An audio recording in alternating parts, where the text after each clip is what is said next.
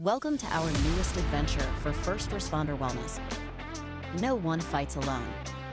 In-depth conversations about mental health and culture in the first responder space. We're joined by your co-hosts Austin Peterson and Brad Shepard. Welcome back to another episode of No One Fights Alone. Today we are lucky because it's just me and Ben, and we're going to be talking on some pretty interesting points. I think that this is a topic that, in one way or another, a majority of families have experienced this, and it's impacted them, pretty deeply. So it is Suicide Prevention Month. Did I say that right, Ben? That's correct. Okay. September. Yep. I know I was joking with Ben earlier because at the beginning of the year, we had talked about doing all of these specialty month things. And then when we looked, each different list says each month is a different thing. But this one's pretty national. So I think we got it right this time. But Ben, you've been on the podcast before. Give a little introduction to yourself for those who don't know you. Yeah, thanks for having me. Been with the Chateau for the last almost 11 years. Mental health professional, been doing this for about 22 years. And again, we specialize in working with first responders, their families, focusing on mental health, substance abuse, and just overall health. But yeah, happy to be here. So I think this is a key point because we're talking about it a little bit earlier. Suicide has become somewhat of a hot topic in the last couple of years comparatively to, say, when you started, right? 22 years ago. I mean, you knew about it and you talked about it, but like as a community, it was a pretty hush-hush conversation. And I think the last few years, it's really changed to where it is not only being researched quite a bit more, but also being addressed quite a bit more in individuals and families. Talk about some of the key contributors to someone struggling with suicidal ideation. Yeah, I think you're right. There's an element of this conversation, and since social media has such a huge impact on our general culture, there is a megaphone been placed at the mouth of mental health kind of concerns. And so I think what used to be a secret or this kind of awkward or avoidant sort of conversation out there, there's a very different tone in our culture, and people are acknowledging it, discussing it. Sometimes it's this attention-seeking sort of process that kind of can grind on people's nerves a little bit. But there's a lot of more attention drawn to how miserable people can be sometimes. And so as we talk about contributors to suicide, we are talking about a wide range of things. And one of the parts that we talk about at the Chateau is these 6 different dimensions of health, and that people are not just a list of symptoms, but they have an internal system. And so when we talk about mental health or suicide or employment or identity, the reality is we're talking a lot about family and your physical health and all these other dimensions of health that really are relevant. And when we do that, we get to find out that there's a lot of other kind of nooks and crannies of this human system that have been suffering and struggling for a while. And I think when we get people talking about mental health, especially talking about suicide, we start to put together this picture of this cumulative experience that people might have stress and concern and possibly trauma in 10 or 12 parts of their lives, not just this one thing happened at work. And that kind of used to be the popular opinion of why people struggle with trauma, is there's this one event, and that event altered their brain or altered their experience. And what we know now through some research, as well as just a much broader conversation, is that the reality is that people, all of us, walk away from experiences with all sorts of beliefs and residue of the experiences that are just with us. And we don't always know where they kind of end up later on in our lives. So as we talk about suicide, it's not uncommon for people to talk about depression, anxiety, and how they have kind of developed over time. But these are issues that a lot of our responders talk about, and they have really not had a solution for any of these things for years and years. And when you have hundreds or thousands of small depressive ideas about how worthless you are, or about how pointless this world can be sometimes, or how emotionally unstable you feel, or how unregulated you might be, you add those pieces together, add it on top of what might be some shame or misunderstanding around grief, as we talk about people just being pretty unhappy and lacking the skills to articulate what's going on for them. Add that on top of whatever aches and pains that you have in your body. Some might be from the job. Some might just be from the challenge of just getting older. Add that to whatever financial stress and debt you may have accumulated as you've attempted to kind of manage the symptoms. Yeah. I mean, the list starts to get pretty big. Yeah, I think in a way that made sense for me is especially when I was younger or just learning about, a close friend, right, at age 20 of mine. I think all of our thoughts were surrounded like what big event happened Right. that was the catalyst Right. for this action, for someone to take their own life. And what you're talking about is something that I think everyday people don't think about, which is it's just not that. Right. It's just not one event. Now it could be, in rare situations, but I think a majority of the time you're talking about just this cumulative attack for years and years and years. You're talking about aches and pains. You're talking about little tiny moments that develop over 20 years that push someone to that point. And that's just not a normal way of thinking when you're not in the behavioral health space. Yeah, there's a pretty human experience where we crave simple. We want there to be a single event that can be the cause. I know how to now, I can now, avoid it, fix it. That's a very attractive concept because the alternative is a little overwhelming. Mm-hmm. The reality is I've been neglecting lots of little things. I've been avoiding.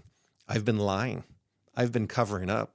I just may not be as good at adulting as I thought I was going to be at this point. And so it is attractive to think of there's this one thing, this one person, or this one comment that happened that really offended me and sent me into a tailspin. When the reality is we just might not be as healthy as we need to be. Yeah. Well, it goes into everything, right? You talk about systems. I mean, it's even like diet has been shown. Sure. It's a huge contributing factor to depression. Right. And just not being physically healthy, like overweight, whatever it could be. Like, those are the key contributing factors to I don't like the way that I look anymore. And then my wife left me. Right. And then people use that person leaving as the reason they thought someone. Totally. And they're these kind of situations are all over in our lives, right? This person in front of me in traffic is an idiot. That's why I have anger problems. Mm-hmm. Yeah. And I think this is a joke with a lot of our responders is that they stay in this spot for a while. And again, some of these things start out pretty innocently, but they eventually evolve into a pretty sad, discouraged, negative outlook on the world and on ourselves. And it's really tough. None of us are trained to show up one day and say, I'm pretty unhappy. I don't like me very much. I don't like the way I solve problems. I don't like the way I do all sorts of stuff. We live in a culture that rewards convenience and it rewards blame. And so we don't have a lot of great options. And so when people are in this spot where they do go to these quick fixes of avoidance or control or blame and building up all these defenses, they don't in the moment recognize how offensive or combative or even just difficult they're being in those moments. And then they find themselves alone and isolated. And so, and this is the story that we talk about all the time in treatment is good people trying really hard to solve what they think the problem is, not recognizing how trauma or trauma responses work. And next thing you know, they have pushed everyone away. They've isolated, they've numbed, they've been in this spot that's a little confusing for their families to kind of navigate, because when you're in this kind of spot, you're typically giving people a lot of bad information about what actually is happening for you. Yeah. And so when they go down this road, family is pulling out their hair.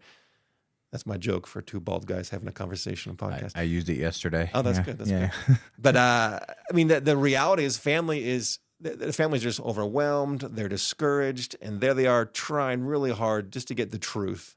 And it's there's so much shame and stigma about the truth. And the truth is, I've been out of control for a while. I've been winging it for a while. I've been avoiding a bunch of things for a while. And really kind of what I'm going with this is that we accidentally back ourselves into a very high risk situation. And when you add that, especially in the first responder world, when you add that to high demands, constant exposure to vicarious issues, as well as just death, carnage, violence, and those kinds of things, with almost no chance to recover or to process any of these events, the little hope that you might have had, those dark moments come up more and more often in a culture that often has access to some pretty lethal means.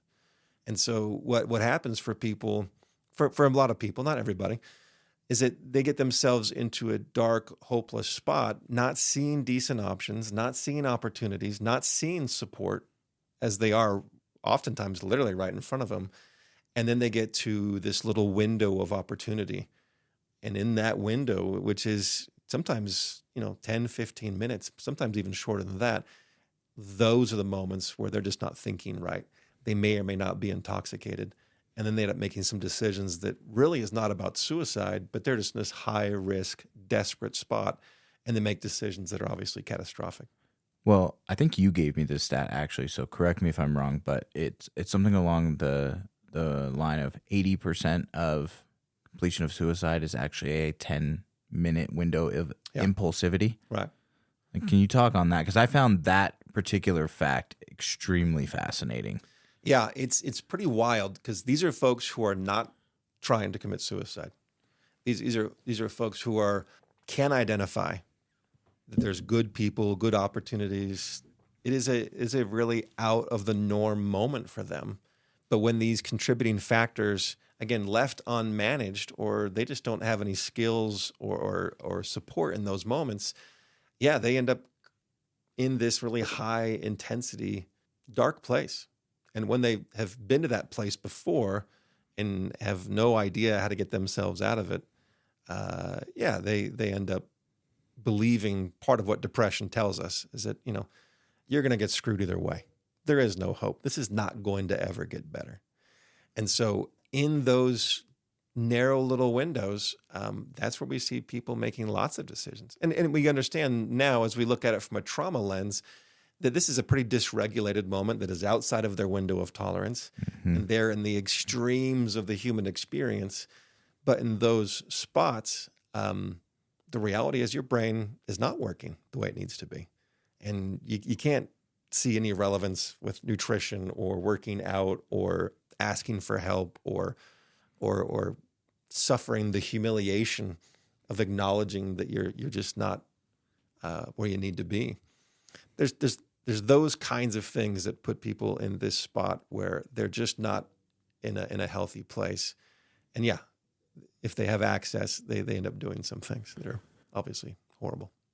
Well, and I think for people that are listening that may have had a family member, I think that had completed suicide, I think there's this conversation that surrounds when somebody finally has the balls to say, in their mind, right? Mm-hmm. Oh, you didn't see it coming? Mm-hmm.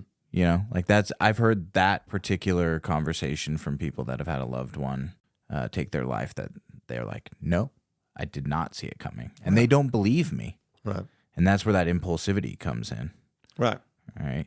Yeah. No, and that's what I do like that's happening socially, is that there are more conversations of, this is a good person. This is not a moral deficit. This is not all of the, for a lot of years, there was, suicide was considered a sin.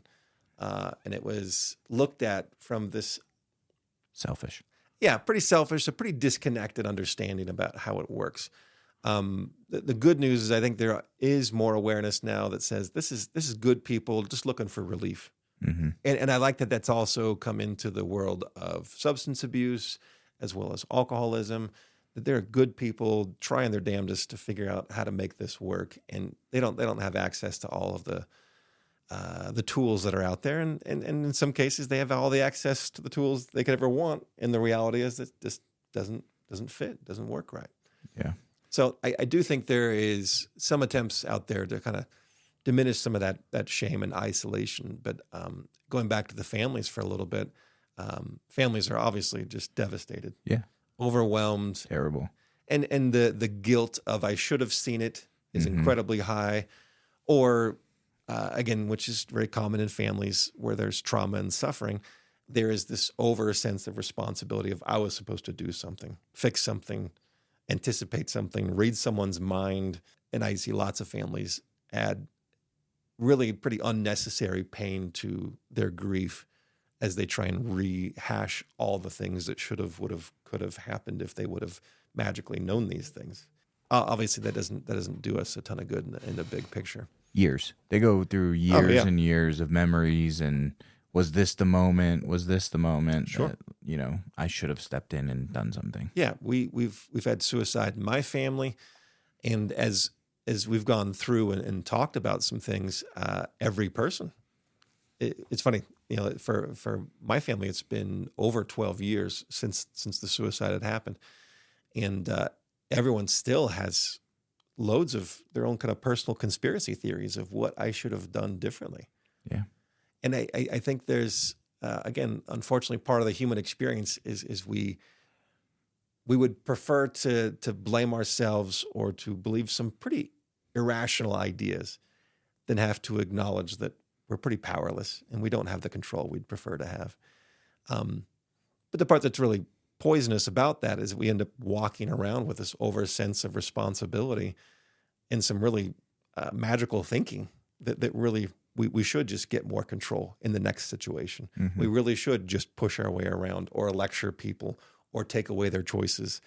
In our desperateness to not feel pain, family members unintentionally end up, ironically, pushing their loved ones away because they really hope that something bad doesn't happen. Oh man, that is, I know so many situations when I'm looking at it, like the parent will do that to a child. Totally. And then the child becomes resentful. But the parent is doing it from a deep place of love of like, Totally. I cannot let this happen again. Right. When really it wasn't, you're talking, it wasn't their responsibility, but they took it on. So now the overbearing, protecting, can't let them out of their sight kind of. Right. Parents really have a hard time looking at like, oh, that's my own mental health issues. Yeah. Yeah. that's my kid's behavior is definitely reminding me of a number of issues that I haven't resolved in my personal life. But that's tough because in moments where we see our family members suffering, we want to do what we can, and sometimes we forget what would I want when I'm tired, discouraged, isolated, depressed, and we forget that. And sometimes we just need a little reminder that, hey, they don't need any magical intervention. This is maybe not the time for a professional quite yet. They just need to know that we give a shit, that we've been there, that they're not weird, they're not alone, that overall we're all suffering, we're all struggling. Not to the point where we try and overshadow their experience with how hard our life is, but the reality is there's lots of just more humanizing, connecting moments that we can have that actually help that person see that this isn't as bad as I thought it was. Yeah, I think it's one of those where they'll get their child, therapy, but they won't go for themselves, kind of a thing. Unfortunately, that's very common. Yeah. So, talk a little bit about some of the clients that you've seen over the years and kind of what they're seeing, whether it's their own suicidal ideation, they're experiencing a coworker or a family member. Talk a little bit about that. Yeah.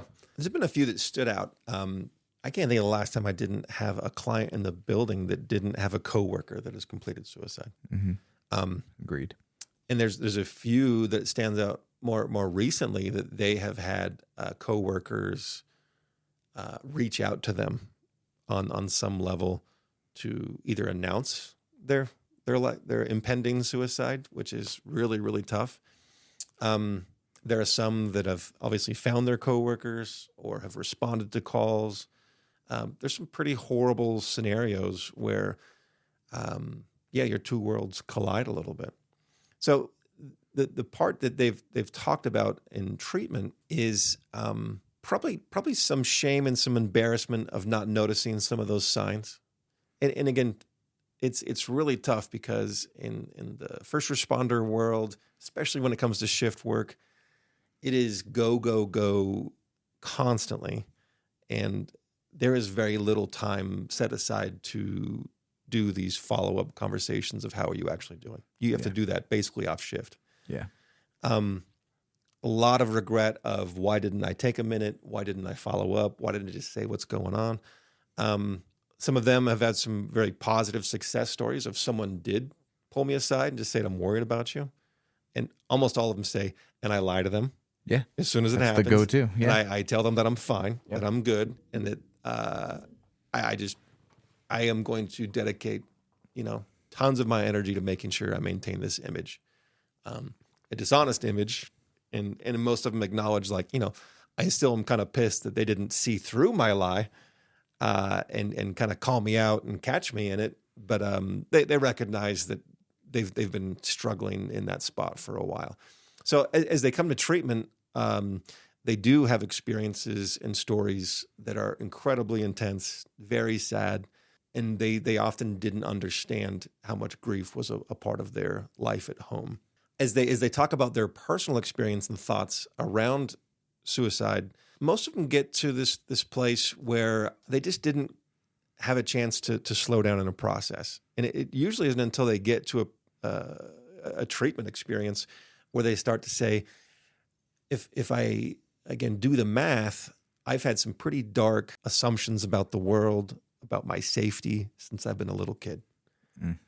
And when, I encountered other forms of pain, disappointment, rejection in my adult life, push me further and further to a place of I don't have hope. A lot of them don't have faith anymore. They don't understand or connect with anything higher than them.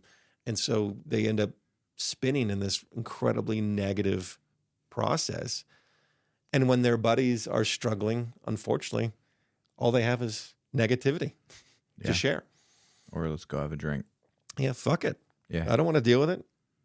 She's wrong. She's stupid. This kid's ungrateful. Unfortunately, their conclusions or their ideas about problem solving are just in a very dark place. And so they offer a lot of regret of, my buddy needed me. He was struggling. Now looking back, I can see all sorts of signs. I can see how he was just as miserable as me, and we were both just commiserating together at the bar or some other spot. And I don't know if I actually helped them very much, but he was asking for some kind of support. Yeah. I think there's that terminal uniqueness kind of thing. Sure. Is the thought process before. Right. To where it's like, nobody is like me. No one thinks like me. Yeah. No one understands me. Anything I share is going to be a burden. Yeah. No one has any room. Everyone's as overwhelmed as I am. And no one has the time or energy to kind of manage whatever mess I am. And if I point to mine, that's just going to make their life harder.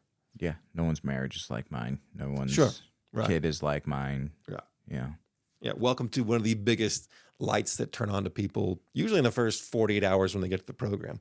They meet people and they're like, wait a second. You guys are all like me. Yeah. And you're from different parts of the country. Yeah. Different, departments, different cultures. Right. You can't even talk about how different some of the cultures are from West Coast to East Coast, right? Right. Wildly different.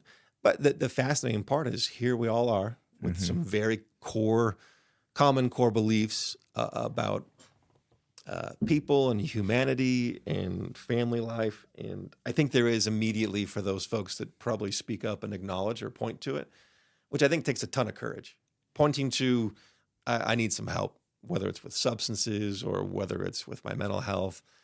Anytime we kind of betray this voice in our head that tells us we should hide, I think that takes a ton of courage. But when they do it, what I love watching is people being rewarded by validation. Yeah. And by acknowledgement and support. And there is someone saying like, boy, I've been there for years too. Well, that's the first step, but it seems to be the hardest step. Oh, it's massive. Yeah. Yeah. And it takes years, Right. most likely, to get there. I think actually, as we've worked with some of the next generation of first responders, that is happening a little bit earlier. It is. It's really, that could be a whole different conversation, because yes. I think it's fascinating how these newer folks under 10 years in law enforcement, for example, the old school is just like, these kids are bitching too much. Yeah. Even though they will turn around in the next sentence and say, I wish I would have spoke up when I was younger. Yep. Shocking. Yeah. Yeah. You can't ever do it right. So yeah, I think there's a lot of folks that get here and recognize there's this cumulative experience. Like, I've made a lot of small choices, or I've just been exposed to, or just life happened, and lots of small little cuts have occurred, and all of them have been minimized. All of them have been kind of justified. And we rationalize how that's really not that big of a deal, and that's going to be a burden on people. When they get here, they start to do the math and recognize, wow, anyone on the street that has this many thousands of cuts probably has a legitimate claim that they actually should be taken seriously, and they are legitimately hurting. But oftentimes when you're in the middle of the funk, that's just not a piece of grace that we usually give ourselves. Do you think that that's, we'll obviously get more into some solution-based conversation as we go further, but do you think that that's probably the first step in healing, is understanding that there are others that are experiencing the same thing? I think so. I mean, I've heard a lot of different things that have as I think about it, it's we're all kind of on this little treadmill of suffering, to borrow a couple of Buddhist concepts. Yeah, yeah. And I'm always amazed by it's very different for different people about what snaps them out of it. And I talk about in groups and stuff when I discuss mine. I am incredibly comfortable being busy, distracted, and just preoccupied with myself, right? Not in a very creative way, just the usual dumb shit that I know is probably not working very well for me. I can get in that, and it's not until I finally notice someone else's suffering that I finally think, where the heck have I been? For like months. Yeah, for a long, long time. I'm just thinking about my own self. I was speaking for myself. It's true. You can talk about me. It's true. No, but I was speaking for myself there on that one. Yeah. Right. But I think it's not until we see someone really struggling that we finally just snap out of it and think, oh, there's a whole other experience out there. Mm-hmm. And I think that is one of the little wedges that gets into the conversation of, wow, there's something bigger or something outside of my own ego that really needs to be addressed. And when we start to deviate from the normal routine of me, my suffering is more, none of us wake up in the morning thinking, I'm going to be as self-centered as possible today. I'm going to be constantly preoccupied by my own stress. I don't think we consciously do that. We oftentimes are just kind of pulled into this gravitational negativity, sometimes culturally, sometimes it's in our houses and our marriages and that kind of stuff. But there's got to be something that really kind of jolts us out of that fog and helps us consider that there's another conversation out there and that someone else is struggling. But what I've seen is when that happens, and sometimes it is the courageous family member that speaks up and just says, I can't deal with you anymore. Or maybe it is that moment where, your kid's just like, I don't like you. I don't want to be around you. Yeah, what a painful thing to hear. Right? Yeah. Yeah. But I've never heard of a comfortable thing jolting us out of the toilet bowl. But it is, if we're not in a spot where we can actually see it for what it is, we end up just getting back into this defensive, guarded, reactive sort of spot. So as we talk about suicide and people suffering, the reality is, you have to kind of be looking for it. Or it's going to have to be something pretty jarring that kind of slaps us in the face and helps us wake up to it. So as we talk about, again, moving towards the solution conversation, we just have to get outside of our own head. And sometimes that's not easy because the voice in our head tells us that it's the only right interpretation of the world. It's the only thing that's keeping us safe, and that we need to be as focused and preoccupied with ourselves. And that's the only way this is ever going to get better. Mm-hmm. And we do have this misconception at times that if I just have more control or things just go more my way, that's how I'm going to stay safe. And that's how I'm going to be happy eventually, even though it's the opposite of what typically happens. Yeah. You talked about earlier, pushing every single person away. And I got good reasons to do it. Yeah. And you won't appreciate me for how hard I'm working for us. Yeah. But the reality is I'm going to push this all away. Yeah. Someday you'll appreciate it. Yeah. Right? Yeah. Meanwhile, I'm going to resent you and be pretty irritated and confused and isolated. Yeah. I think it goes, into that like systems conversation. I think when I think of these different dimensions of wellness, sometimes I utilize those as getting out of my own way, right? When it's, because I do that same thing wrapped up in the day-to-day where you just kind of are going and being busy, which can be projects at home. It could be family stuff. It could be work stuff that you're doing at home in order to avoid conversations. Sure. It's all of those things. But like when you take a second, take a break, and then break into one of those that you are not doing well. It's hard for us to recognize the person next to me could be having their worst day ever. Well, majority of the people that interact with first responders on a daily basis, that is their worst day This ever. is a terrible day. And they're in the middle of it, right? They're just trying to tread water. They're just trying to figure it out. And when we get into a spot where other people's suffering is an inconvenience to us, then we end up doing what I refer to as kind of this self-betrayal of I see someone suffering, and it could be my spouse, could be my kid, it could be this person on the street, some citizen in the community. I see their suffering, but the part of me that got into this work where I want to be really responsive and really connected to the service and really do something that is positive and impactful.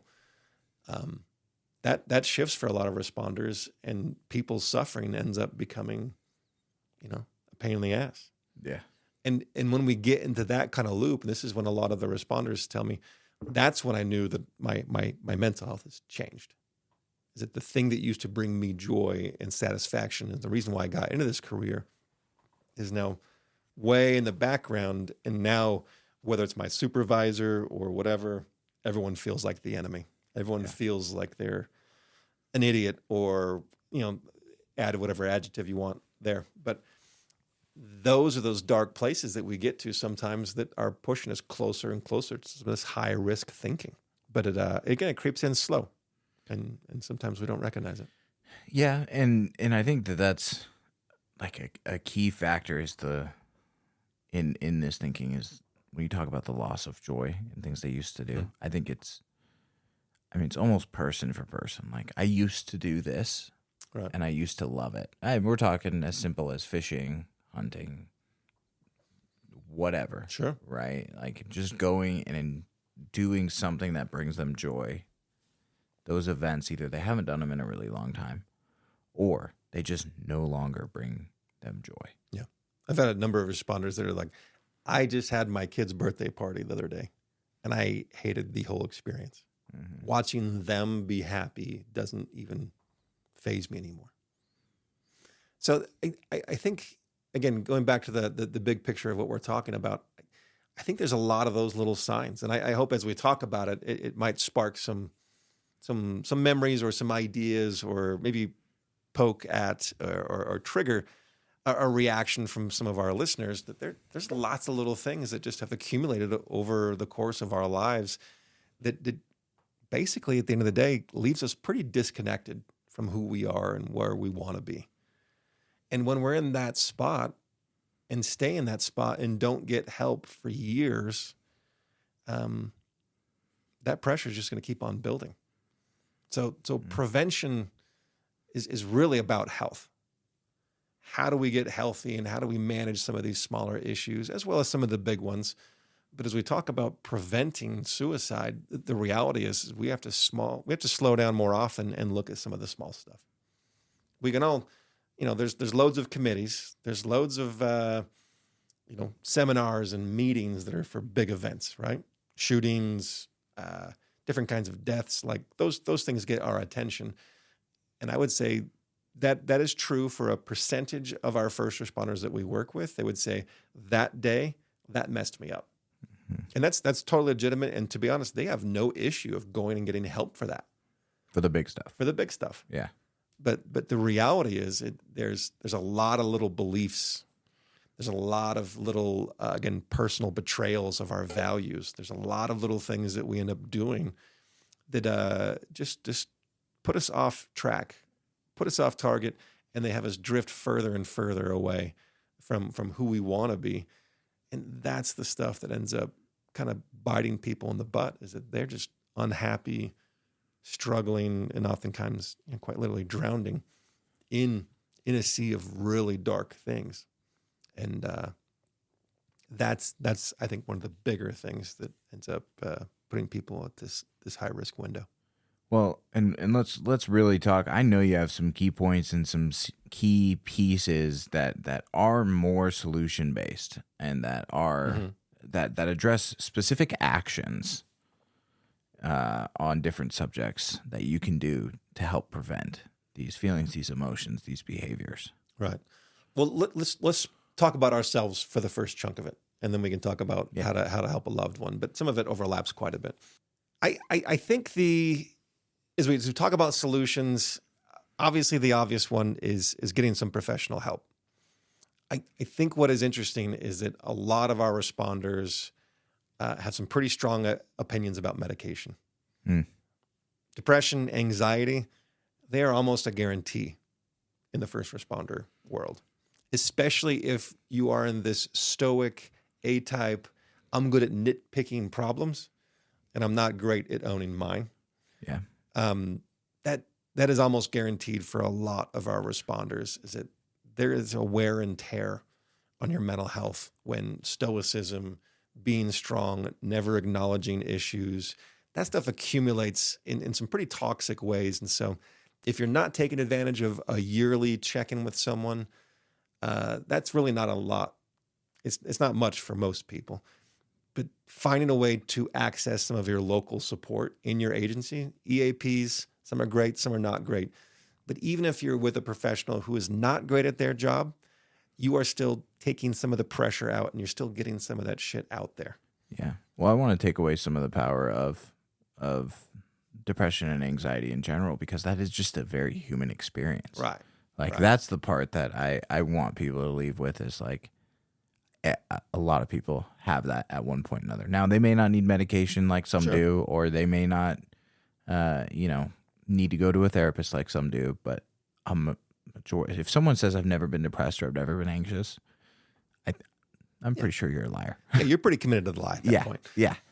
I think there's some good books out there, and maybe we can add some links for a couple of these books that are not trying to push, mental health therapy. But there's a lot of research that supports that you need community and positivity and friends and mindfulness and some other just nonverbal positive aspects that's going to help you feel a bit more grounded, a bit more stabilized. And so there are lots of ways, and there are good people in your life that actually care. They're curious. They may not know what to say.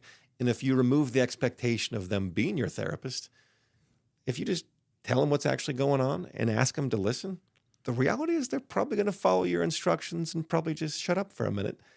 And that's going to do you some good. Yeah. And I think there's that voice in our head that says that if we really get honest with people and tell them what's happening for us, that they're going to just run into the distance like they're on fire, and they're going to be so shocked and grossed out by what they've seen in you. We can't let that voice win. The reality is that they're usually going to do a pretty good job. They'll try to be attentive. They'll try to be engaged, and you might have to teach them how to respond to you. And I think that's a good one. I'm a big fan of that. Even if we meet a new therapist or engage in some kind of mental health support, we do need to tell people, how to kind of sort us out. Yeah, everyone's different. Yeah. That's the piece is like, talked about it forever, but there is no one size fits all Not at all. handbook to Yeah. dealing with people's issues. Yeah. There's no therapist that leaves grad school and thinks, well, there's plenty that think they can read minds, but none of them actually can. Yeah. And I think there's this assumption and joke at times of, well, you're the doctor or you're the therapist. You tell me what to do. The reality is that's a huge waste of time. Don't expect them to figure out any of that stuff. Tell them what you need. Tell them what's going on. And you may not know where to start, but I think having some very honest, direct conversations, friends, family, and just saying, hey, this is where I'm at. And it's fine if you're not in a spot where you want professional support, but it's fine to also say, hey, I don't need to lie about this other stuff either. Yeah. So that would be a piece. Yeah, you have to take a look at where your substance abuse or your alcohol use might be. There's no way around it. That is a double-digit, massive issue in the world of first responders. Is it drinking? Everyone's nervous about whether or not they would be labeled or considered an addict or an alcoholic. But the reality is, when you are using substances and obviously alcohol to manage pain, sleep issues, stress, those are the gateways that get us into a spot where I need this thing to manage something that I cannot. Yeah. That has an impact. And again, regardless of the labels, take a look at whether or not you're leaning on those kinds of things to get through the day or the week or through a relationship. Taking a look at it, asking for an outside opinion, even considering some moderation and backing off from it, you're going to do yourself some real good if you can at least start to consider, how can I do less and how do I increase some resilience or some skills in another part of my life and not lean on a particular substance to do that for you. That leads to some really positive stuff. Well, that's even, I think the secret in this community is the benzodiazepines as well. And and people are taking them as prescribed. I want to be very clear there. A lot of people are taking them as prescribed. But when they try and stop, they realize what's happened. Right. And they can't stop Right. at that point, right? And it's high risk to quit medications like that on your own without any supervision. And people do it all the time because then they realize, this has a hold of me. But that's the secret killer. Right. Is alcohol is very socially acceptable. Benzos leak into that secret hidden thing from a lot of people. Yeah, great point. So as we go through the list a little bit, trauma. One thing that Brad and I talk about in our trainings is we try and help people kind of do the arithmetic of how much exposure does the average first responder have to trauma over the course of their career. And the numbers are pretty uncomfortable. Yeah. If we're talking about the average person on the streets having 3 or 4 traumatic events in their life, and they might spend, some solid time in therapy trying to sort it out. It's we're talking tens of thousands of different sort of moments of all shapes and sizes, but there needs to be a proactive plan to start to manage that. And again, some of that does include therapy, but there are some good books out there that talk about what dysregulation is and how our nervous system works and how human it is. Like, this is not weird. This is a pretty reliable truth that when you're exposed to this many events over this amount of time with so little support or skill in managing that, the reality is it's going to be a guarantee that you're going to be experiencing some stuff. And that doesn't necessarily mean PTSD. There's lots of injuries out there that can be processed and overcome. And there are some things that may not ever get processed. They just might need some time to recover from. So there's good news out there when it comes to stress and trauma. There's lots of things we can do in terms of our nutrition, in terms of our health. There's different kinds of experiences that are about restabilizing your nervous system that can be incredibly quiet and very simple. And some of them might include a group of people that might help you navigate this stuff. And some of it might just be small readjustments to your schedule and to your routine that allow you to get into a place where you can release some of that tension that is building up in your body. And for some people, it's their soul and their general perspective in life. But there's some good practical things you can do. Some of it's about talking, and a lot of it is not, that can help you get to a different place. So I think that helps quite a bit. Yeah, I was talking to the Police Executive Research Forum gentleman, and the interesting thing that he brought up about just trauma in general is that, compared to 40 years ago, the amount of trauma that an officer or firefighter or EMT will see has increased because of the population. I mean, just vehicles. The amount of vehicles on the road, which then increases the amount of car crashes that you have to respond to, is just one small contributing factor why people are seeing more bodies and more critical incidents than they were 40 years ago. Gun violence has increased in certain cities a massive amount. It's gone down in other cities too. Domestic violence increased dramatically during COVID. Like all of these smaller, when you're talking about these tiny pieces, those tiny pieces have increased, which causes the person to see more than someone who was on the job 50, 60, 70 years ago. Right. And then you add short-staffed. Yes. Overworked. I'm in more debt. I need more overtime hours, mandatory overtime hours. Yep. Riots. The idea that, hey, I used to be able to go home from work and I used to get the thumbs up and how you doing from my neighbors. And there's this community betrayal where they feel like they're not welcome, they're not supported, on top of whatever administrative things where here they are learning about their mental health, learning that they need a little bit more support and their admin may not be on board. There's lots of these little factors that just contribute to the idea of what's the point? Which is, you do need to ask the question, what's the point? Yeah. You should have a solid answer for that. Yeah. What is the point? Why am I doing this? And there are great answers out there, but it does it's more than just a coffee talk. Yeah. It's a larger evaluation of how am I doing and how's the big picture of my life going. So I think there's good solutions in that realm. Again, every agency has got access to some free mental health support. Almost all agencies have a peer support team. Yeah. And those teams, as I've been to the trainings, the bare minimum of the training is someone's there to listen. Yeah. And every time. That's the number one piece. Right. And that's the part that is amazing, is that the amount of people that come to treatment that said, I've felt so alone. And it isn't until a year or two later they say, everybody else in my department also felt alone. and the more I actually talked and shared my story a little bit, people come out of the woodwork saying like, man, that was me. And I've been there too. And I was in a dark spot and this is what's going on. So this is a very large conversation, not only in just departments and precincts, but just firehouses and all sorts of places. Like there's a lot of misery going around and it's just a human experience. It's not that our misery is better or worse than anybody's, but we're all in the middle of it. And that's, as soon as we actually open up some conversations, the reality is most people say, I got a little bit of that too. And just for a second, those little moments when we share and take a vulnerable step and acknowledge a part of our story and someone else says, thanks for pointing at it, because I have a little bit of that too.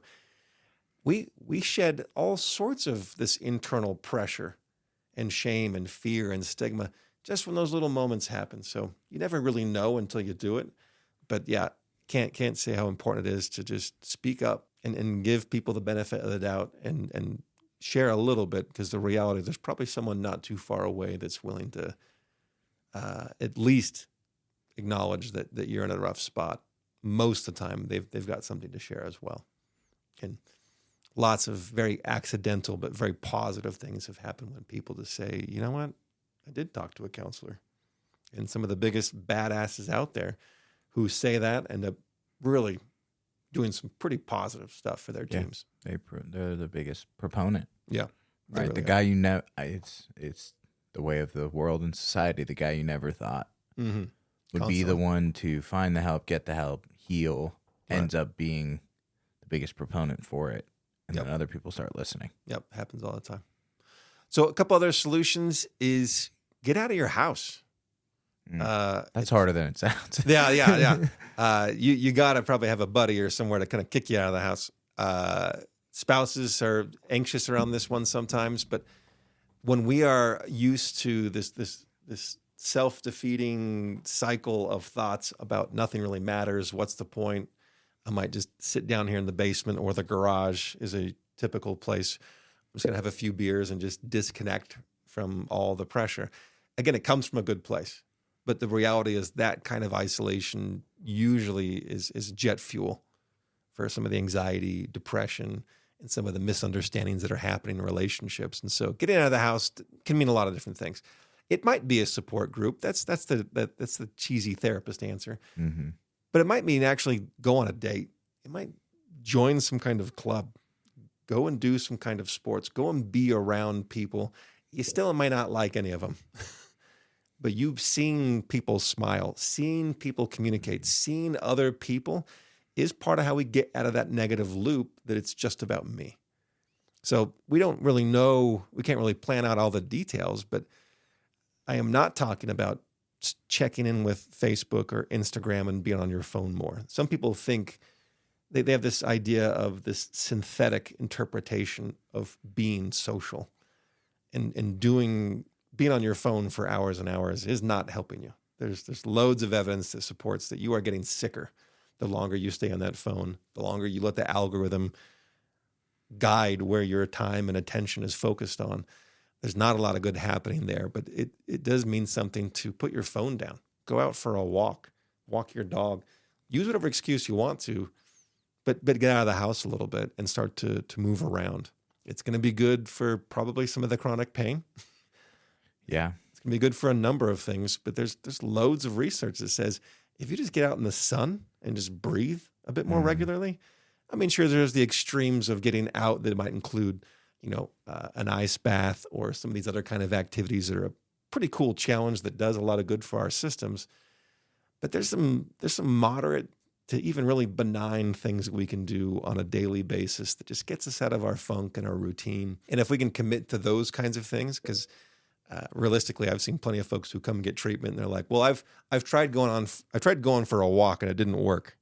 One walk. Yeah, one walk. Yeah. I'm like, I tried to do therapy once. I went to couples counseling once and it didn't work. Mm-hmm. And I'm thinking like, it's because your expectations are wildly off. Mm-hmm. So we have to commit to the bigger concept of being healthy, not just this quick fix.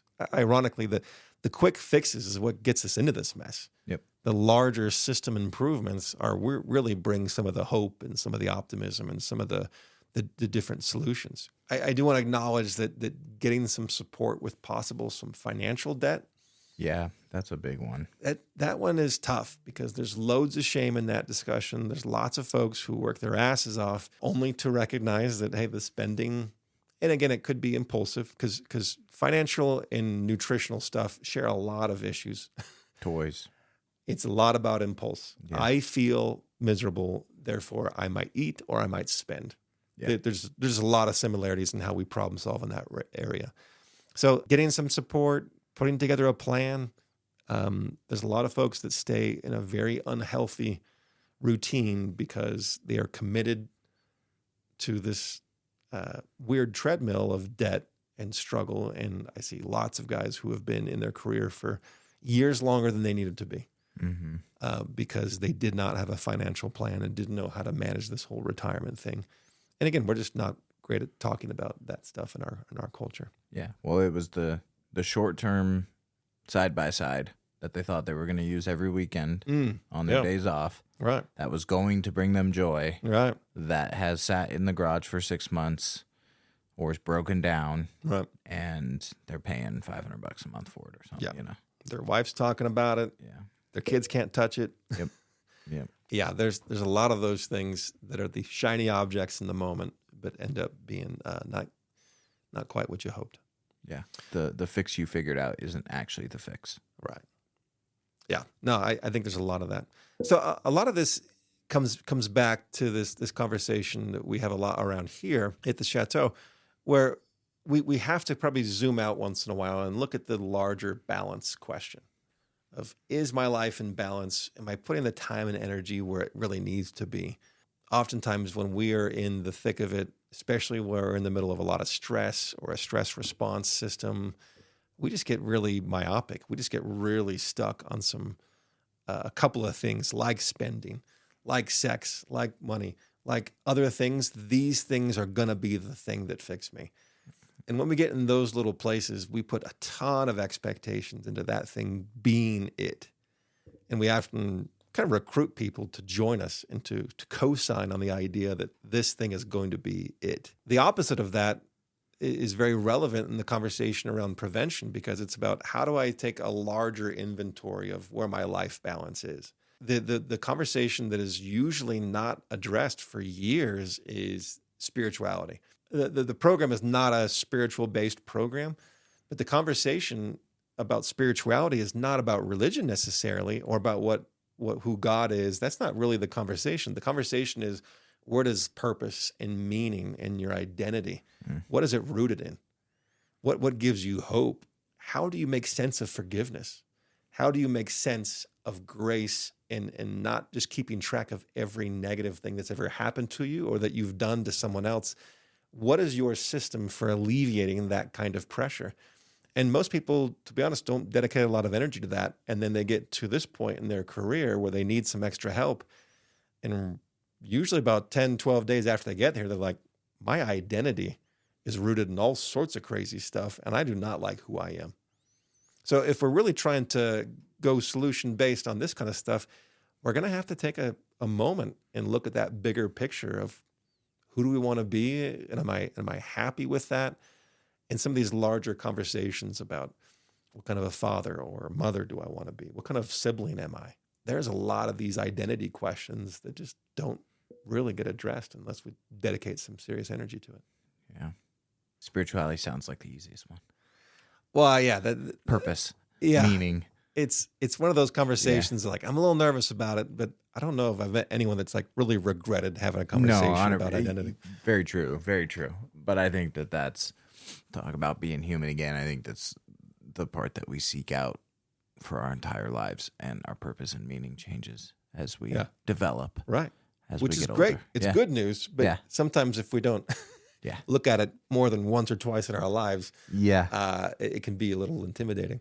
So I think that's, again, the joke around here is that people, go to residential treatment and they think it's such a huge commitment, only to find out the majority of things that are going to make them happier in life are free. Shocking. It was not about the therapist, and it was not about the toys, and it was not about all these fancy other interventions. The reality is there's some quiet time with ourselves where we have to ask some hard questions and demand some decent answers. And there's tons of people that want to talk, that want to connect, and want to relate to us. But those things we think are just for somebody else or for some other kind of exotic conversation or situation, when a lot of the stuff is pretty simple. So that's kind of the list I got. No, that was great. I think there's lots to it. And as always, what we talk about around here is no one can put this plan together for you. We all, none of us want to be in a scenario where someone walks into our lives and say, this is what you have to do, and this is when you have to do it, or here's all the advice I have. Most of us put up either literally or mentally a middle finger and think, you can't tell me what to do, and I'm a grown-ass man, adult and whatever. Yep. But the reality is that no one's coming to do this for us. We have to own this work. We have to own how unhappy we might be. We have to own that, hey, we've made a mess. And if we get past the shame and guilt of it, the reality is that we're all kind of in a mess. But there are some practical things we can slow down and get working on that actually is going to make a positive impact. But that ownership is the good and the bad news of this whole process. The good news is you have tons of options within your control. The bad news is you have tons of options within your control. And you're the only person that's in the way usually. No, 100%. I think I get asked a ton, like, is change actually possible? Sure. I don't think we could do this job or your profession without believing that is a possibility. Totally agree. Ben, thank you. I appreciate the time you spent. Do you have any, you've imparted a ton of wisdom and knowledge and everything like that. Is there anything you want to leave the people with? For those in the middle of it, hang in there. I think you're not as alone as you think. Man, there's so many people that are cheering for you. We often can't see it. we live in a culture where if someone gives you a compliment, most of us blow it off immediately. But I just want to acknowledge that there are people ahead of you in this process of trying to be better, and all of them think it's worth it. You're worth it. The process is worth it. And the discomfort that is around the corner as you consider making some changes in the process of saving your life, they're worth it. So I think that we often get stuck in the shame and the fear, but the reality is you were worth it. You always have been. This process is going to work as you dedicate some energy to it. But just know that there's a lot of folks cheering for you.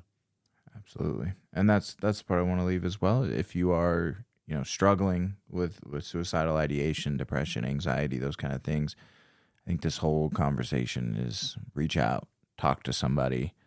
If you are in immediate crisis, there is the suicide hotline, dial 988.